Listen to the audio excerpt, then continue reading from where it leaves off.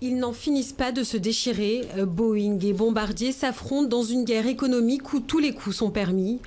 Boeing, le constructeur américain, vient d'obtenir la mise en place de taxes à l'importation sur les avions de son concurrent canadien, inadmissible au Québec.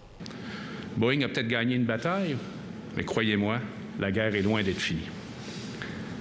Je demande au gouvernement fédéral et au premier ministre Trudeau de maintenir la ligne dure, très dure, pas un boulon. Pas une pièce, bien sûr pas un avion venant de Boeing au Canada, tant que ce conflit n'est pas réglé de façon juste. Dans le viseur de Washington, les avions de transport civil CS-300 fabriqués au Québec est capable de faire voyager entre 100 à 150 personnes. Leur prix vient d'être augmenté de 220% aux États-Unis. En cause, des subventions publiques qu'aurait perçues Bombardier selon son concurrent américain. Une manœuvre pour faire baisser les coûts de son avion.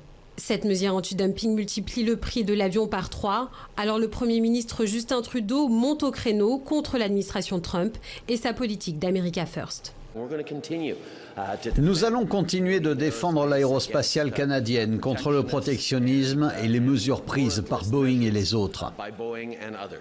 Le Québec a investi $1 milliard dans les avions de la même série ces dernières années.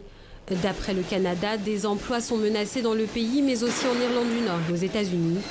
Les relations entre Washington et Ottawa s'étaient déjà refroidies après les mesures protectionnistes de Donald Trump face aux produits laitiers canadiens.